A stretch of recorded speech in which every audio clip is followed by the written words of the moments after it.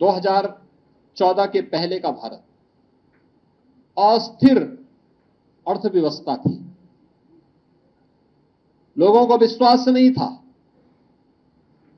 क्या होगा भारत में। 1947 से लेकर के 2014 तक भारत दुनिया की केवल 11वीं अर्थव्यवस्था बन गया था और वह अर्थव्यवस्था भी अस्थिर थी।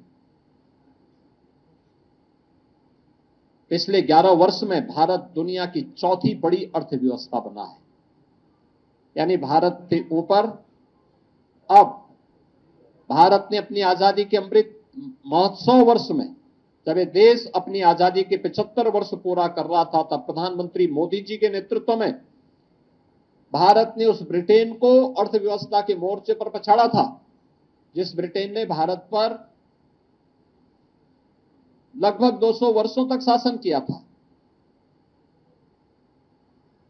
और जब प्रधानमंत्री मोदी जी के प्रधानमंत्री के रूप में कार्यकाल के सफलतम 11 वर्ष पूरे हो रहे हैं, तब जापान की अर्थव्यवस्था को पछाड़ करके भारत दुनिया की चौथी बड़ी अर्थव्यवस्था हो रहा है।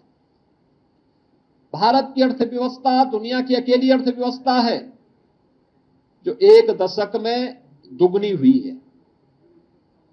भारत दुनिया का पहला देश है जिसने अपनी पर कैपिटा इनकम यानी प्रति व्यक्ति आय दोगुने से अधिक की है पिछले 10 वर्ष के अंदर। 2013-14 में भारत की प्रति व्यक्ति आय यह केवल 79,000 रुपये थी, 79,000 थी, और आज यह बढ़कर के लगभग 2.5 लाख हुई है।